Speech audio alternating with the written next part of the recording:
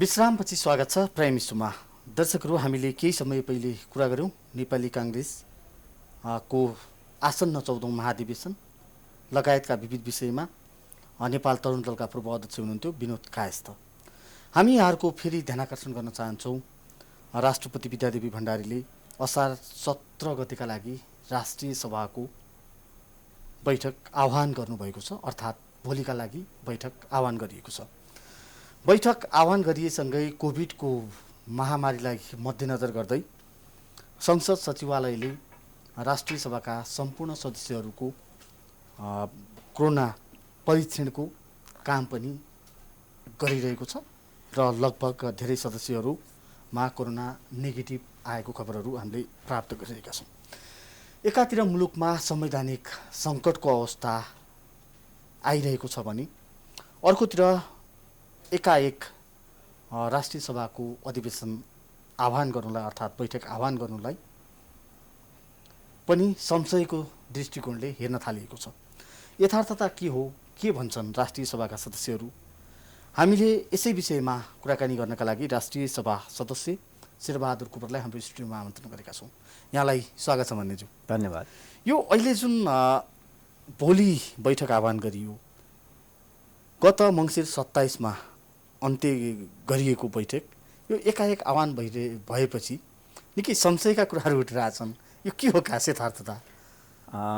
खास गरी अब सकारात्मक ढङ्गले सोच्ने हो भने संविधान अनुसार, संवैधानिक व्यवस्था अनुसार एउटा सदनको र अर्को सदनको बिचको फरक, बैठकको फरक 6 महिना हुनुपर्छ र हामी सकारात्मक ढङ्गले सोचौँ। अब यो 6 महिना बिचको अन्तर भएको कारण अब राष्ट्रिय सभा त जिउँदैछ, थाई सभा हो, त त्यस कारणले यो नियमित बोलाइएको हुनुपर्छ।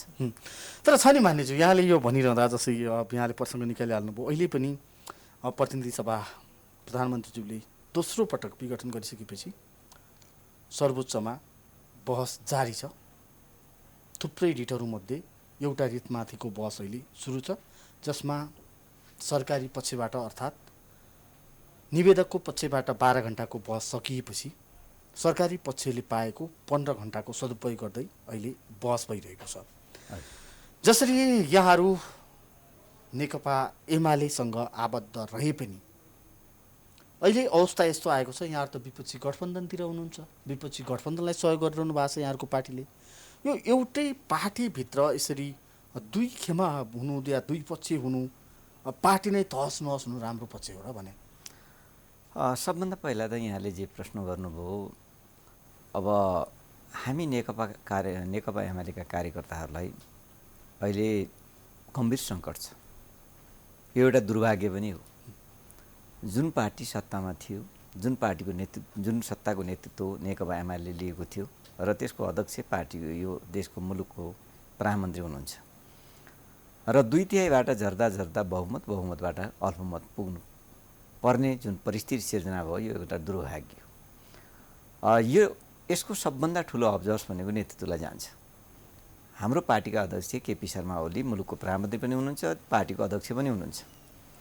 उहाँका काम र क्रियाकलापहरूले यो दुर्घटना निम्ति आएको, यी अनेक खालका घटना परिघटनाबाट यो आएको पनि हो र त्यसैले हामी आम कार्यकर्ताहरूमा जुन खालको उत्साह थियो, हामीले दुईटा पार्टी मिलाएर नेपाल कम्युनिस्ट पार्टी नेकपा बनायौँ।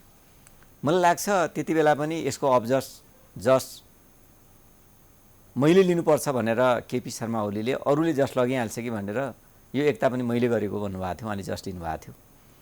थाई कमिटीलाई पनि जानकारी थिएन, केन्द्रीय कमिटीलाई पनि जानकारी थिएन, तलबाट परिपक्व ढङ्गले त्यो एकता गरिएको थिएन। तर दुर्भाग्य उहाँले सत्ताको सिडी चढ्नको लागि, प्रधानमन्त्रीको कुर्सी ओगट्नको लागि गरे जस्तो अनुभव अहिले हामीलाई भइरहेको छ। पार्टीको मुख्य लिडरले त आफ्नो पार्टीलाई मिलाउने हो, आफ्नो पार्टीभित्र व्यवस्थापन ठिक ढङ्गले गरेपछि मात्र मुलुकको व्यवस्थापन गर्न सकिन्छ भन्ने कुरा त उहाँलाई थाहा छ।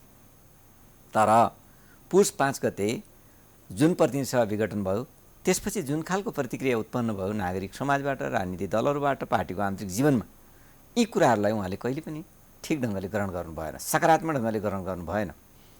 उहाँ एक खालको मैमत्ता जस्तै भएर जानुभयो। कसको इन्ट्रेस्टमा उहाँले काम गरिरहनु भएको छ त्यो थाहा छैन। न त यो पार्टीको पक्षमा छ, न त राष्ट्र र जनताको पक्षमा छ। यो केवल राष्ट्रको दुर्गति, पार्टीको दुर्गतिको पक्षमा छ। त्यसकारण यो कुरा उहाँलाई अनुभूति हुनुपर्ने, उहाँ जस्तो पाएको नेता, दुःख सुखमा एकदमै हिँडेको नेता, उहाँलाई थाहा हुनुपर्ने हो नि। तर उहाँको आफ्नै दिमागले यो गरिरहनु भएको जस्तो मलाई लाग्दैन छ नि। माधवज्यू, यसैमा यहाँले भनिसक्नुभयो भन्नलाई हामीले आफ्नो घरमा आगो लाएर खरानी तापिरहेको छु कि आफ्नै घरभित्र। त्यसको ज्वलन्त उदाहरण दिन्छु। सुदूरपश्चिम प्रदेश सरकार, जहाँका मन्त्रीलाई हामीले कहिले बारम्बार कारबाही गर्छौँ, कहिले सर्वोच्च अदालतले कारबाही फुकुवा गरिन्छ। कर्णाली प्रदेशको हालत त्यही छ। गण्डकीमा त हामीले मुख्यमन्त्री नै गुमायौँ। यो अवस्थासम्म तिक्तता बढिरहेको परिप्रेक्ष्यमा अब सँगै जान सकेला र भने? मैले अघि नै भनिसकेँ, सुरुमै भनिसकेँ, एउटा दुःखद अवस्था हो। यो दुःखद अवस्थालाई हामी आम कार्यकर्ताले व्यथित गरिरहेका छौँ, बेहोरिरहेका छौँ र हामीले हिजो अत्यन्त दुःख र कष्ट गरेर राजनीतिक जीवनसँग लड्दै आएका कार्यकर्ता हौँ। जति बेला कम्युनिस्ट पार्टीको क पनि सुन्न चाहँदैनथे मानिसहरू, त्यस्तो अवस्थाबाट कम्युनिस्ट पार्टीलाई स्थापित गरेर गाउँ गाउँसम्म पुर्याएर अनेक खालका भ्रमहरू चिर्दै हामीले यो कम्युनिस्ट पार्टीलाई सबै लागेर यहाँसम्म पुर्याएका हौँ। त अहिले जुन गण्डकीको घटना घट्यो, पृथ्वी सुब्बा गुरुङ, म व्यक्तिगत ढङ्गले उहाँलाई धेरै माया गर्छु र मान्छु पनि। उहाँ एउटा संहिताप्रति धेरै डेडिकेट मान्छे हो। उहाँले सबै मुख्यमन्त्रीहरूलाई बोलाएर पोखरामा मुख्यमन्त्रीहरूको सम्मेलन पनि गर्नुभयो, ग्यादरिङ गर्नुभयो। त्यसबाट पनि प्रधानमन्त्री असन्तुष्ट हुनुहुन्थ्यो र प्रदेशका अधिकारहरू सङ्घमा सीमित गरिए, प्रदेशका अधिकारहरूलाई कटौती गरेर सङ्घमा नै धेरै कुराहरू लिइयो भन्ने कुराको उहाँ कटु आलोचक हुनुहुन्थ्यो। त त्यसै गरी सुदूरपश्चिममा कर्णालीमा पनि जे घटनाहरू घटे, यी घटना राजनीतिक दलहरूको लागि हाम्रो जस्तो एउटा सुसङ्गठित र जहिले पनि अनुशासनलाई व्यवस्थित गर्ने पार्टीको लागि शोभनीय होइन।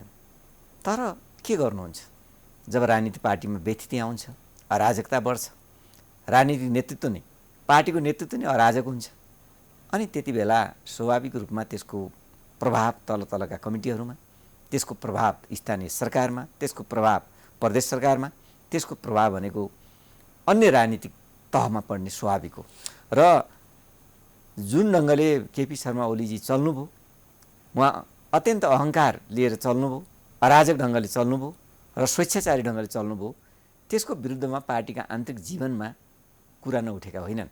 यो एकैचोटि छताछुल्लम भएर आएको होइन, उहाँले गर्नुभयो अनि यो कुरा सडकमा आएको होइन। तर मान्य छ नि, गत फागुन 23 गते जसरी सर्वोच्चको एउटा फैसला आयो, जुन फैसलाले नेकपा जुन थियो नेपाल कम्युनिस्ट पार्टी, त्यसलाई विधिवत रूपमा नेकपा एमालेतिर जानुस्, नेकपा माओवादी केन्द्रतिर जानुस् भनेर स्पष्ट व्याख्या गरिसकेको अवस्थामा पनि तपाईँहरू त एक हुन सक्नु भएन नि त। तपाईँहरू त विपक्षी गठबन्धन बनाएर हिँड्नुभयो प्रधानमन्त्री विरुद्ध।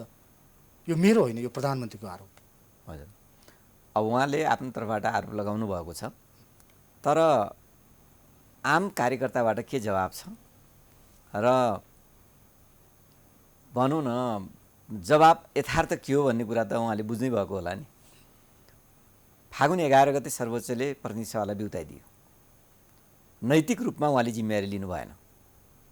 उहाँमाथि जे जति नैतिकता प्रश्न उठ्छ उहाँले खिसिटिउरी गर्नुहुन्छ, उहाँले त्यसलाई ठट्टाको रूपमा लिनुहुन्छ, उहाँले त्यसलाई एउटा उखानको रूपमा लिनुहुन्छ।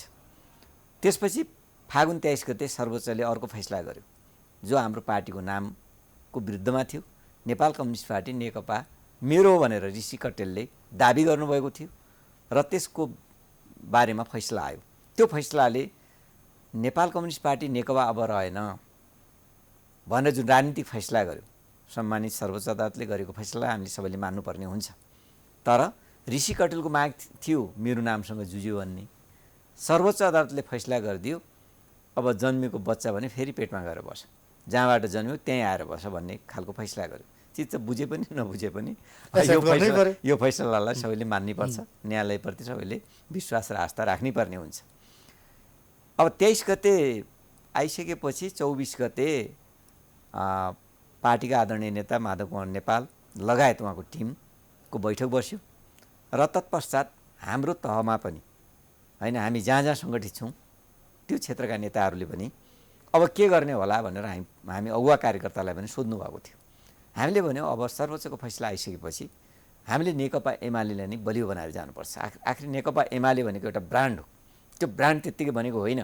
लाखौँ लाख कार्यकर्ताहरूले अत्यन्त अनुशासित भएर दुःख कष्ट गरेर अनेक खालका यातना झेलेर तत्कालीन सत्तासीनहरूसँग जुझेर त्यो हामीले जुन खालको विश्वास जनताको बिचमा आर्जन गरेका थियौँ, 51 सालमा आदरणीय नेता मनमोहन अधिकारीको नेतृत्वमा बनेको सरकारले जनतामा एक खालको छाप दिएको थियो र नेपालको इतिहासमा सबभन्दा स्वच्छ सरकार भन्ने जुन छवि दिएको थियो, त त्यस कारणले नेकपा एमालेको त्यो छवि बन्नेको थियो र हामीले सबैले एउटै स्वरले भन्यौँ अब हामी पार्टीमा फर्कनुपर्छ। र कमरेड माधव नेपालले र सबै उहाँका समकालीन नेताहरूले र उहाँका टिमका सिनियर नेताहरूले भन्नुभयो ठिक छ, हामी नेकपा एमालेमा फर्कनुपर्छ, अब हामी नेकपा एमालेलाई सुदृढ बनाएर जानुपर्छ, विगतमा जे भयो भयो भनेर फर्कनुभयो। तर केपी शर्मा ओली जो हाम्रो अध्यक्ष हुनुहुन्छ, देशको प्रधानमन्त्री हुनुहुन्छ, यो कुराको कुनै पनि एक्का नराखेर उहाँले न त माधव नेपाललाई एउटा फोन गर्नुभयो, न त अरू नेताहरूलाई सँगै लिएर फोन गर्नुभयो। हाम्रो पार्टीका उपाध्यक्ष आदरणीय नेता कमरेड भीमरावले महासचिव ईश्वर पोखरेलसँग, अध्यक्ष केपी शर्मा ओलीसँग वार्ता गर्नुभएको छ, संवाद गर्नुभएको छ र अब यो पार्टीलाई कसरी लैजाने, एक डिक्का कसरी बनाउने भनेर चिन्ता जाहेर गर्नुभएको छ र उहाँसँग लामो छलफल गर्नुभएको छ र पार्टीलाई एकताबद्ध बनाएर अब लिनुपर्छ, हामी एक ठाउँमा उभिनुपर्छ भन्नुभएको छ। ती कुराहरूलाई एक्का नराखेर प्रतिशोधको भावनाले, अत्यन्त कुण्ठाको भावनाले केपी शर्मा ओलीले 28 गते थाई कमिटीको बैठक बोलाउनु भयो। त्यो थाई कमिटीको बैठक भनेको के थियो? छापामार शैलीमा बोलाउनु भएको थियो उहाँले, होइन? माधव नेपाल समूहका कुनै पनि नेतालाई त्यहाँ बोलाउनु भएको थिएन। यद्यपि माधव नेपाल समूहको त्यो थाई कमिटीमा बहुमत छ, कोरमै नपुगेको बैठक बोलाइदिनु भयो उहाँले। त्यो बैठकले नेकपा एमालेका तत्कालीन नेताहरू जो माधव नेपाल पक्षीय थिए ती नेताहरूलाई, केही नेताहरूलाई स्पष्टीकरण सोधिदिनु भयो। अनि माओवादीबाट आएका मान्छेहरू रामबहादुर थापा बादल, लेखराज भट्ट, अनि त्यसपछि टोपबहादुर रायमाझी लगायतका नेताहरूलाई थाई कमिटीमा ल्याउनु भयो। र त्यति मात्र होइन, सुदूरपश्चिमको इन्चार्ज कमरेड भीमरावल हुनुहुन्थ्यो, त्यसै गरी 1 नम्बर प्रदेशको इन्चार्ज कमरेड भीमाचार्य हुनुहुन्थ्यो। सबै नेताहरूलाई ती आफ्नो जिम्मेवारीबाट मुक्त गरेर उहाँले मन चाहिने ढङ्गले नियुक्ति गर्नुभयो र माओवादी पक्षका नेताहरूलाई हुल्नुभयो र आफ्ना नेताहरूलाई अपमान गर्नु। मानेज्यू, यो बिचमा धेरै खिचडी पाक्यो यहाँको पार्टीभित्र। जस्तै प्रधानमन्त्रीले एकातिर कारबाही गर्नुभयो, अर्कोतिर माधव पक्षले पनि प्रधानमन्त्रीलाई कारबाही नगरे होइनन्। कारबाहीको प्रक्रिया सिलसिला निकै चल्यो, केही कारबाहीहरू फिर्ता पनि गरिए। र हामी अहिलेको कन्टेस्टमा आउने हो भने जुन प्रधानमन्त्रीज्यूले भन्न, पार्टी अध्यक्षले, यहाँहरूको प्रधानमन्त्रीज्यू भन्दा पनि हामी पार्टी अध्यक्ष भनौँ, उहाँले आज जुन अधिवेशन 10औं अधिवेशन तयारी समिति थियो, महाधिवेशन समिति, त्यसको बैठक बालुवाटारमा सकिएको छ। बैठक लगत्तै भोलि जसरी उहाँले केन्द्रीय समिति बैठक आह्वान गर्नुभएको छ, यहाँहरू त्यसमा सहभागी हुने कि नहुने? एकदम जिस्मा नै। सबभन्दा पहिला त यो के हो भन्दाखेरि उहाँले जे जति कदमहरू चालिनु भएको छ त्यो खालि अस्त्र फ्याँक्नको लागि, आम कार्यकर्ता र जनतालाई भ्रम सिर्जना गर्नको लागि फालिनु भएको छ। यो आज आयोजक कमिटीको बैठक बोलाउने हो उहाँले। यो आयोजक कमिटीलाई त अदालतले अवैध भनिसक्यो। हाम्रो पार्टी नेकपा एमालेको विधानमा कहीँ पनि आयोजक कमिटी छैन। स्वतः केन्द्रीय कमिटी आफै आयोजक कमिटी हुन्छ, महाधिवेशन आयोजक कमिटी हुन्छ। यो अवैधानिक कमिटीको बैठक बसेर फेरि यस्तो गर्यो उसो गर्यो भन्नु केही जरुरी थियो? छैन। उहाँले गर्ने के हो भन्दाखेरि, यदि उहाँलाई साँच्चै पार्टी एकता गर्न लागेको छ भने, त्यो मन छ भने, हृदयदेखि नै उहाँले पार्टी एकता जोगाउन चाहनु भएको छ भने उहाँले के गर्नु पर्थ्यो? माधव कमललाई फोन गर्नु पर्थ्यो, बोलाउनु पर्थ्यो, दुईटा नेताको बिचमा सहमति बन्नु पर्थ्यो। हामी 2075 जेठ 2 मा फर्कन्छौँ र अब थाई कमिटीको बैठक बस्छौँ भनेर संयुक्त वक्तव्य निकाल्नु पर्थ्यो। यत्रो लामो समयको कटाक्ष अनि केपी शर्मा ओलीले एकलौटी बैठक बोलाउँदै जाने, अवैधानिक बैठक बोलाउँदै जाने, यो गर्छु ऊ गर्छु भन्दै जाने, त्यसको कुनै वैधानिक कुनै आधार नहुने, खालि बोलाउनुको लागि बोलाउने। अनि हिजो के बोल्नुभयो त उहाँले बोलेका कुरा सुन्नुभयो? देशको एउटा प्रधानमन्त्रीले माधव नेपाललाई प्रस्तावित प्रधानमन्त्री किन गर्छौँ, मलाई बोलाएको उसले टोकेका छ। उहाँका कटाक्षहरू अरू नेताहरूप्रति कस्ता कटाक्ष छन्। र अघि उहाँले यहाँले भन्नुभयो कारबाहीको कुरा, त्यो कारबाही नेकपा एमाले छँदाखेरि भएको होइन, नेकपा हुँदाखेरिका कारबाही हुन्, एकले अर्कालाई गरेका कारबाही हुन्। जब हाम्रा पार्टी छुट्टिसकेपछि फागुन 23 गतेको सर्वोच्चको फैसला आइसकेपछि ती कारबाहीहरू त निस्किरे भइहाल्यो नि। आफ्नो पार्टीमा आइसकेपछि तर अब उहाँले आफ्नो त पार्टीलाई म सुदृढ गर्ने होइन र? 75 जेठ 2 मा जान तयार छु कहिले भन्नुभयो? आज उहाँले निरन्तर भनिरहनु भएको छ नि त यो विषय। तर त्यसका लागि होइन। विपक्षी गठबन्धनसँग मिलेर तपाईँहरूले सर्वोच्चमा बुझाउनु भएको हस्ताक्षर फिर्ता लिनुहोस् भन्ने उहाँको एउटै रटान छ नि त। अनि उहाँले चाहिँ विपक्षी गठबन्धनसँग गठबन्धन गर्यो भने आफू कोसँग गर्नु भएको छ त? राजेन्द्र महतोसँग 20 सिट भएको मान्छेलाई 13वटा मन्त्रालय दिनुभएको छ। कोसँग गर्नु भएको छ गठबन्धन? आफू चाहिँ जे गरे पनि चोखो हुने, अनि अरूले गर्यो, यो गर्यो, ऊ गर्यो। किन गर्यो त उहाँहरूले? शेरबहादुर देउपालाई समर्थन गरेर विपक्षी गठबन्धनमा माधव नेपालको टिम किन सहभागी भयो? यो देशमा लोकतन्त्र जीवित गर्नको लागि, यो देशको गणतन्त्रलाई जीवित बनाउनको लागि उहाँले गर्नुभएको छ। त्यत्तिकै भएको होइन। हेर्नुहोस्, यसको भित्री ठुलो महत्त्व लुकेको छ। जसरी आज केपी शर्मा ओली अरूको इसारामा, होइन, अदृश्य शक्तिहरूको इसारामा चलिरहनु भएको छ। यो दुनियाँलाई थाहा छ। जुन शक्तिहरू हिजो 2072 को संविधान निर्माण हुनुभन्दा पहिला हाबी थिए नेपालमा छिया गर्ने, नेपालका राजनीतिक शक्तिहरूलाई एक हुन नदिने, नेपालको राजनीतिक प्रणालीलाई स्थापित हुन नदिने, नेपाललाई बलियो हुन नदिने, जो इतिहासदेखि जुन शक्ति लागेको थियो, त्यही शक्ति 2072 को संविधान निर्माण गर्दाखेरि पराजित भयो। र त्यो पराजित भइसकेपछि उसलाई भित्रभित्र एकदम जलन भएको थियो, उकुसमुकुस भएको थियो। यसको बदला कहाँ लिने? केपी ओली जस्ता पात्रहरू भेटायो त्यो शक्तिले। अनि कहिले सामन्त कुमार गोयलको नामबाट, कहिले के अरे नरिवानेको नामबाट, कहिले अर्कोको नामबाट आउँदा अनि केपी ओलीलाई पम्प भर्दा उहाँले त्यो गाइडलाइनमा अगाडि बढाउनु भएको छ। नभए 2076 भदौ 26 गते थाई कमिटीको बैठक बसेको होइन, केपी शर्मा ओलीको आफ्नै उपस्थितिमा बैठक बसेको होइन। त्यो बैठकले के भनेको थियो? त्यो बैठकले अब उपरान्त केपी शर्मा ओली 5 वर्षको लागि प्रधानमन्त्री हो। उहाँलाई 5 वर्षको लागि प्रधानमन्त्री, कसैले पनि बोल्न नपाइने। कार्यकारिणी जिम्मेवारी कसलाई दिने? पुष्पकमल दाहाल प्रचण्डलाई दिने। र या पार्टीमा महत्त्वपूर्ण निर्णय गर्दाखेरि होस्, या सरकारले महत्त्वपूर्ण निर्णय गर्दाखेरि होस्, पार्टीलाई सोधेर मात्र गर्ने, पार्टीको टिमलाई सोधेर मात्र गर्ने भन्ने हो। अहिले उहाँले के भनिरहनु भएको छ? निर्दलीयताको कुरा उठाइरहनु भएको छ। यो पार्टीमा उहाँले छलफल गरेर मन्त्री परिषद निर्माण गर्नुभएको छ कहिले? यो पार्टीमा छलफल गरेर उहाँले राजनीति नियुक्ति गर्नु भएको छ। सजाय त उहाँले सर्वोच्चबाट भोगिसक्नु भयो नि। अझै भोग्नुपर्छ उहाँले। 20 जना मन्त्री, त्यति मात्र होइन, अझै भोग्नुपर्छ उहाँले गरेका अवैधानिक असंवैधानिक कामहरू एकपछि अर्को न्यायालयले जुन उल्टाइदिएको छ, यसबाट त उहाँले बुझ्नुपर्छ म कति गलत छु, म कहाँ छु भन्ने कुरा बुझ्नु परेन। हामीले यो बहस गरिरहँदा जस्तै माधव कुमार नेपाल पक्षधर जे जति सांसद हुनुहुन्छ 20-21 जना, उहाँहरूमध्ये धेरैले अहिले पनि माधव नेपाललाई छोडिरहेका भन्ने कुराहरू पनि आइरहेका छन्।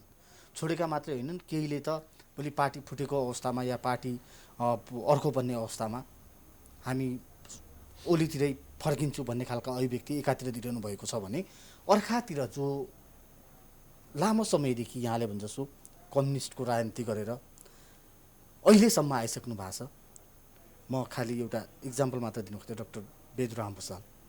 उहाँले मलाई तपाईँहरूको यो संसद चाहिएन, म स्वतन्त्र हुन चाहन्छु भनेर निवेदन दिनुपर्ने अवस्था आइरहँदा अब नेकपा एमालेका यहाँहरू जस्ता नेताहरू, यहाँहरू जस्ता अग्रजहरू जनतासँग कुन मुख लिएर भोट माग्न जाने? होइन, जनताको बिचमा जाने कुरामा त चुनाव त आउँछ निश्चित पनि। एउटा राजनीतिक दल भइसक्यो जनताको बिचमा जानुपर्ने हुन्छ। यो अवस्थाको सृजनाकार को हो? कम्युनिस्ट आन्दोलन धाराशाही पार्नको लागि कसम खाएर लागेको व्यक्ति को हो? कम्युनिस्ट आन्दोलनलाई विसर्जन गर्नको लागि लागेको व्यक्ति को हो? 2/3 बहुमत पुगेको कम्युनिस्ट पार्टीको सरकारलाई बहुमतमा, त्यसपछि अल्पमतमा, त्यसपछि अहिले अनेक खालका परपञ्चमा के अरे लगाउने व्यक्ति को भन्ने कुरा त आम जनताले थाहा पायो होला नि, आम कार्यकर्ताले थाहा पायो होला नि। 1 हप्ता 2 हप्ता अगाडि फेसबुकमा कस्ता स्ट्याटसहरू आउँथे, कस्ता कमेन्टहरू आउँथे। त्यसपछि आज किन मौनता छ? किनकि ती व्यक्तिहरूलाई पनि लाग्यो, सबै कार्यकर्ताहरूलाई लागेको छ केपी ओलीले नेपालको कम्युनिस्ट आन्दोलन जोगाउन सक्दैन। यहाँ त नेकपा एमालेको भविष्य मात्र होइन, सिङ्गो कम्युनिस्ट आन्दोलनको भविष्य छ। त त्यसकारण त्यसकै प्रतिक्रिया स्वरूप आएका प्रतिक्रिया होलान् बेदुराम भुसालको अभिव्यक्ति पनि। उहाँ नेपाल कम्युनिस्ट पार्टी नेकपा निर्माण भइसकेपछि चुनिएको जनप्रतिनिधि हो, राष्ट्रिय सभाको सदस्य हो। उहाँ लड्न त सूर्य चिह्नबाट लड्नुभयो, तर नेपाल कम्युनिस्ट पार्टी नेकपाबाट। सर्वोच्चले के फैसला गरेको छ भन्दाखेरि त्यो पार्टी अलग अलग हुँदाखेरि नेकपा एमाले र नेकपा माओवादी अलग अलग हुँदाखेरि त्यो नेकपा बनिरहेको बेला निर्वाचित जनप्रतिनिधिहरूलाई पार्टी रोज्नु, चाहे नेकपा एमाले रोज चाहे नेकपा माओवादी रोज, होइन, दुईटा मध्ये एउटा रोज भनेर आदेश दिएको छ। र उहाँले पनि के भन्नु होला भन्दाखेरि यदि पार्टी रोज्दाखेरि होइन स्वतन्त्र पनि त रोज्नु पाइने होला नि भन्ने तर्क उहाँको होला है, मलाई लागेको। उहाँसँग कुरा त भएको छैन, उहाँले त्यस्तो स्पष्टीकरण दिनु पनि भएको छैन, होइन। यो अवस्था आउनु हामी सबैको लागि लज्जाजनक अवस्था हो, एउटा घृणित अवस्था हो जस्तो मलाई लाग्छ। यत्रो सुदृढ नेपाल कम्युनिस्ट पार्टी नेकपा एमाले मदन भण्डारीको हत्यापछि पनि अत्यन्त आक्रान्त भएको पार्टीलाई कमरेड माधव कुमार नेपालको नेतृत्वमा पुनर्निर्माण गरिएको थियो, सशक्त बनाइएको थियो। माधव कुमार नेपालकै नेतृत्वमा चुनाव लडेको नेकपा एमालेलाई अल्पमतको सरकार बनाउने सुअवसर पनि प्राप्त भएको थियो। आज माधव नेपालले यो गरेन, सबै केपी ओलीले गरेको भन्ने ढङ्गले जुन ढङ्गले मान्छे बोलिरहेका छन्, म उहाँहरूलाई भन्न चाहन्छु तपाईँहरू कहाँ हुनुहुन्थ्यो यो पार्टीलाई सङ्कट परेको बेला, यो पार्टीलाई अप्ठ्यारो परेको बेला, यो पार्टीलाई गाउँ गाउँ ठाउँ ठाउँबाट लखेटेको बेला त्यसको नेतृत्व कसले गरेको थियो? कमरेड माधव नेपालले गरेको थियो। 2070 सालको चुनावमा को नेता थिए? कमरेड झलनाथ खनाल नेता हुनुहुन्थ्यो। 70 सालमा हाम्रो पार्टी दोस्रो पार्टीको रूपमा स्थापित भएको थियो। 64 मा तेस्रो पार्टीको रूपमा आयो। एक खालको त्यति बेला माओवादीको जुन आएको थियो नि हुइए, त्यो हुइएबाट सबै पार्टीहरू किनारा लागेका थिए। र 70 सालको निर्वाचन भइसकेपछि केपी शर्मा ओली प्रधानमन्त्री हुनुभएको होइन कि उहाँकै नेतृत्वमा भएको चुनावमा प्रधानमन्त्री हुनुभएको? झलनाथ खनालको नेतृत्वमा भएको चुनावबाट प्रधानमन्त्री हुनुभएको होइन उहाँ?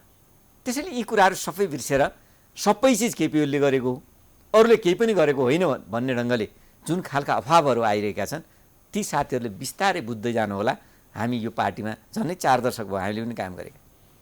यो 4 दशकमा कुन नेताले के गर्यो भन्ने कुरा सबै थाहा छ। मान्यजी, हामी अन्त्यतिर पनि आइसकेका छौँ। अन्त्यमा यहाँले हाम्रा आम दर्शकलाई स्पष्ट के पारिदिनुहोस्, भोलि बोलाएको केन्द्रीय समिति बैठकमा नेकपा एमालेको माधव समूह सहभागी हुन्छ या हुँदैन?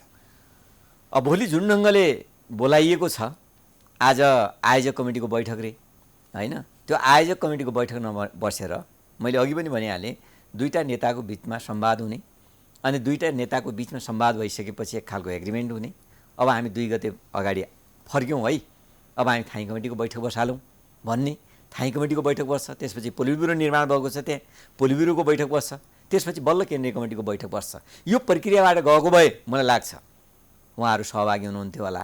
तर जुन ढङ्गले जुन शैलीले केपी शर्मा ओलीले हिजोका अभिव्यक्ति दिएर अगाडि बढिरहनु भएको छ र मान्छेलाई छक्याउने गरी, कार्यकर्तालाई भ्रममा पार्ने गरी, आम जनतामा भ्रम सिर्जना गर्ने गरी जुन ढङ्गले उहाँले क्रियाकलाप गरिरहनु भएको छ, अब यो वातावरणले मलाई लाग्छ भोलि म त केन्द्रीय कमिटीमा छैन, भोलिको बैठकमा भोलि होइन 18 गते छ क्यारे, पर्सि भोलि 17 गतेको बैठकमा मलाई लाग्छ उहाँहरू जानुहुन्छ होला जस्तो लाग्दैन। यो एउटा दुःखद घटना हो, किनकि हाम्रो जस्तो पार्टी नेकपा एमाले सिस्टममा चलेको पार्टी, अनुशासनमा चलेको पार्टी, हाम्रा कार्यकर्ताहरू कुनै हुल हुज्जतमा चलेका कार्यकर्ता होइन, कुनै शक्तिको आड लिएर जनताको बिचमा स्थापित भएका कार्यकर्ता होइन। यो पार्टी जनताको बिचमा मसिनो ढङ्गले काम गरेर जनताका दैनन्दिन सुख र दुःखको साथी भएर यो पार्टी यति शक्तिशाली भएको हो, जनताको बिचमा यति स्थापित भएको हो र लोकप्रिय भएको हो। र यो पार्टी एक ढिक्का हुनुपर्छ भन्ने म जस्ता लाखौँ लाख कार्यकर्ता छन्। तर अवस्था त त्यो रहेन नि त माननीयजी। अब त यदि भोलि उहाँहरू जानु भएन भने त पक्कै पनि पार्टी अध्यक्षले कारबाही गर्नु होला फेरि, या के गर्नु होला? होइन, त्यो अवस्था नआउला, सकभर त्यो अवस्था नआउला। केपी ओलीले जुन ढङ्गले जुन शैलीले उहाँ अगाडि बढाउनु भएको छ, त्यो शैली त असफल भइसक्यो नि। त्यो शैलीलाई त दुत्कारिसक्यो नि। कारबाहीको के कुरा? जब पार्टी अनुशासित भएर चल्छ, जब पार्टीको नेता नेतृत्व, पार्टीको अध्यक्ष अनुशासित भएर चल्छ, पार्टीको विधि विधानलाई सम्मान गरेर चल्छ, पार्टीको विधि विधानमा टेकेर चल्छ, त्यति बेला नै अनुशासनको कुरा हो। पार्टी नेतृत्व नै, पार्टीको प्रमुख व्यक्ति नै अनुशासनहीन काम गर्छ, अनुशासनविहीन काम गर्छ, अहङ्कारले कम्युनिस्ट आन्दोलनको विधानलाई खाइदिन्छ, स्वेच्छाचारीले कम्युनिस्ट पार्टीका कार्यक्रम, कम्युनिस्ट पार्टीका विधान विधिलाई खाइदिन्छ भने अनि त्यति बेला कारबाहीको त के अर्थ हेर्नुहोस्। हस् मान्यज्यू, यहाँसम्म आइदिनु भयो। हाम्रा जिज्ञासाहरू हाम्रा आम दर्शकहरूलाई राखिदिनु भयो। हाम्रा जिज्ञासाहरूको सहज रूपमा समाधान गरिदिनु भयो। यसका लागि यहाँलाई धेरै धेरै धन्यवाद। धन्यवाद यहाँलाई। दर्शकहरू, उहाँ हुनुहुन्थ्यो राष्ट्रिय सभा सदस्य शेरबहादुर कुँवर। उहाँसँगको कुराकानी अहिलेलाई यति नै। हामी प्राइम इस्यु मार्फत लगायत हाम्रा विभिन्न समाचार बुलेटिन र विभिन्न कार्यक्रमहरू मार्फत तपाईँहरू माझ नियमित रूपमा जोडिने रहन्छौँ। अहिले भने मसहित सम्पूर्ण टिमलाई बिदा दिनुहोस्। नमस्कार।